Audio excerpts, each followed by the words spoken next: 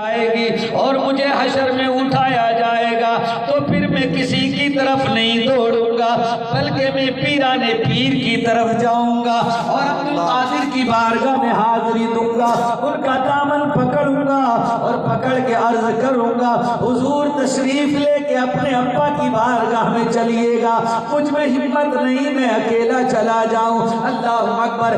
عرض کرتے ہیں میرے آقا مجھ سے پوچھیں گے احمد رضا دنیا سے کیا لے کے آیا؟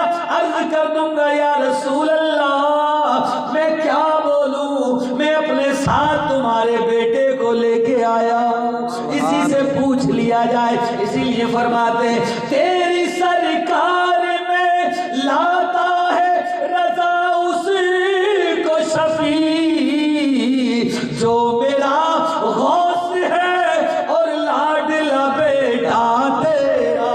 سبحان اللہ، اللہ اکبر، یا رسول اللہ۔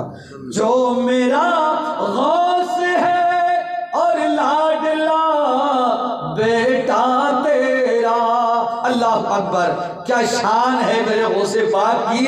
وقت مجدد بھی یہ کہہ رہا میری رہنمائی میرے غوث پاک فرمائیں گے۔ اور ایک بات اور یاد آ گئی اعلیٰ حضرت کی۔ اعلیٰ حضرت جو فتوے لکھا کرتے نا، فتوے لکھتے، کوئی کتاب لکھ رہے ہوتے تو آپ کے شاگرد بیٹھے ہوتے، شاگرد کو یہ تھوڑی کہ ہمارے جیسا مولوی شاگرد تھوڑی ہے، ان کے شاگرد بھی محدث تھے، ہے نا، مفتی تھے، لیکن حضرت جب کتاب لکھا کرتے مولانا ظفر الدین بہاری رحمۃ اللہ علیہ جیسا، مولانا نعیم الدین مراد آبادی جیسا شخص، سید آل رسول، وہ دوزانہ ہو کے احمد رضا کے سامنے بیٹھ کے فتوے لکھتا تو کہتے کہ حضرت بیچ بیچ میں اٹھ کے چلے جاتے، کبھی فرماتے یہ فتویٰ لکھو، فتویٰ پورا نہیں اٹھ کے چلے گئے، کتاب لکھ رہے ابھی سبق پورا نہیں ہوا بیچ میں اٹھ کے چلے گئے۔ اب ظاہری بات ہے سبق پورا نہیں ہو تو تعجب ہوتا کیا کام آ گیا ہمارے استاد کو، کہاں چلے گئے اٹھ کے، کتنی دیر میں آئیں گے۔ یہ سلسلہ کافی دنوں تک چلتا رہا۔ ایک دن مولانا ظفر الدین بہاری رحمۃ اللہ علیہ نے کہا مولانا نعیم الدین مراد آبادی سے، کہا حضور آپ آل رسول ہیں، احمد رضا اعلیٰ حضرت آپ کو ڈانٹیں گے نہیں، آپ سے بڑا پیار کرتے ہیں، ہمیں تو ڈر لگتا ہے ان سے بات کرنے میں، لیکن آپ کون ہیں؟ آل رسول ہیں، اولاد غوث اعظم ہیں، آپ کا بڑا لحاظ کرتے ہیں، ذرا پوچھ لیجئے نا۔ آپ نے فرمایا یہ استاد کے ادب کے خلاف ہے، استاد کے ادب کے خلاف ہے، وہ استاد ہیں ان کی مرضی جب چاہے ان کی جائے، ہم کون ہوتے ہیں؟ پھر انہوں نے کہا پھر بھی پتہ تو کریں بیچ میں ایسا کون سا کام آ جاتا ہے۔ اللہ کہتے ہیں تینوں مولانا ظفر الدین بہاری رحمۃ اللہ علیہ اور مولانا امجد علی صاحب اور نعیم الدین مراد بڑے بڑے جنہوں نے کتابیں لکھی ہیں جیسے قانون شریعت، بہار شریعت، نظام شریعت، بڑی بڑی کتابوں کے مصنف، یہ وہ لوگ تھے۔ انہوں نے کہا پتہ تو کریں، کہا ٹھیک ہے۔ ایک دن جب اٹھ کے گئے تو مولانا نعیم الدین مراد آبادی کو آگے کر دیا کہ بھئی آپ سید ہیں، آپ آگے چلیں، اگر ٹائٹ پڑک نمبر آیا تو آپ کو دیکھ کے ٹھنڈے پڑ جائیں گے، پر ہمارے بس کی بات نہیں ہے نا، استاد ہے نا۔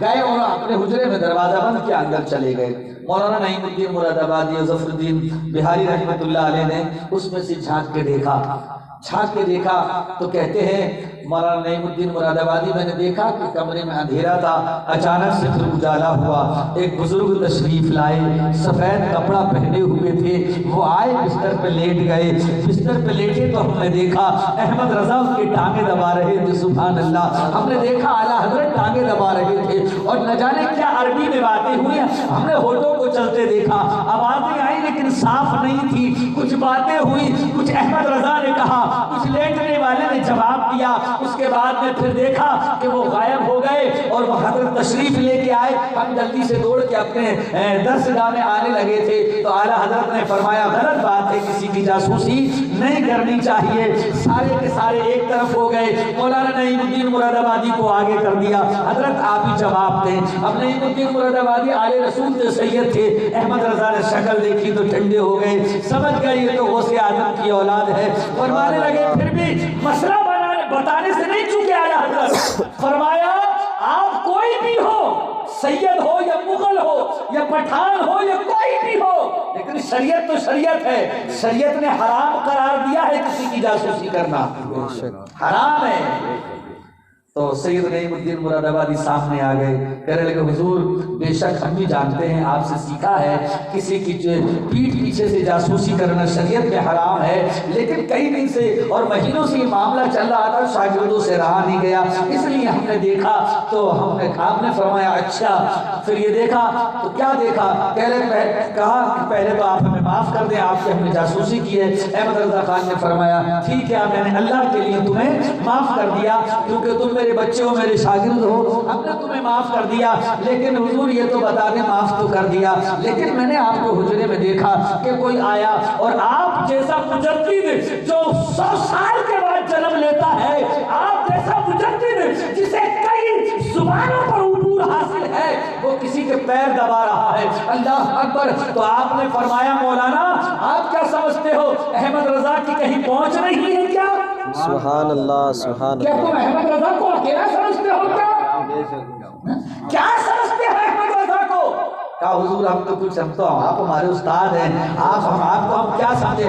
آپ نے فرمایا جب تمہارے مسئلے اٹک جاتے ہیں تو احمد رضا اس کو حل کرتا ہے، جب تمہارا فتویٰ آتا ہے تو احمد رضا حل کرتا ہے، ساری دنیا کے جب فتوے آتے ہیں تو احمد رضا حل کر دیتا ہے، لیکن جب احمد رضا اٹک جاتا ہے تو بغداد سے غوث اعظم تشریف لاتے ہیں، وہ جو میرے کمرے میں آئے تھے وہ پیروں کا پیر روشن ضمیر الشیخ عبد القادر جیلانی تھے، تبھی تو میرے امام نے کہا تھا قادری کر قادری رکھ، قادریوں میں اٹھا قدر عبد القادری قدرت نما کے واسطے۔ سبحان اللہ سبحان اللہ۔